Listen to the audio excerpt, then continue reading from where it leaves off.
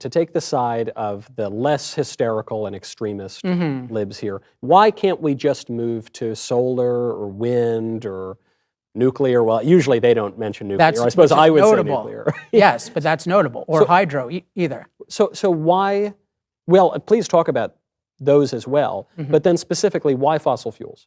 So, but I think it is notable and revealing of the motives of the other side that the most plausible alternatives to fossil fuels, nuclear and hydro, they are the biggest opponents of. Right. And in particular, I mean, we just had Joe Biden has an appointee to what's called the Nuclear Regulatory Commission, which is really the Nuclear Destruction Commission. In its 47-year existence, it has not approved one plant from beginning to end. So it has essentially stopped the nuclear industry, made it prohibitively expensive.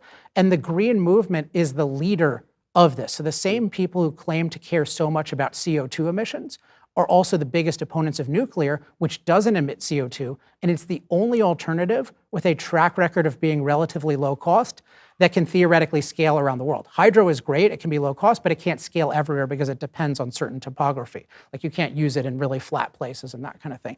So they're so against nuclear, also against hydro. And so this confirms my idea that it's really all about human impact is evil. It's not about so much fear of CO2, but just the belief that we shouldn't split the atom, it's unnatural, we shouldn't create a new type of waste, even though that waste is pretty benign, it's pretty easy to deal with. So it's really a hostility toward human impact. So when we see that they're insisting on solar and wind above all things, that should have a religious quality to it. Like there's some reason why they want this, and the reason is pretty clear. They consider those natural.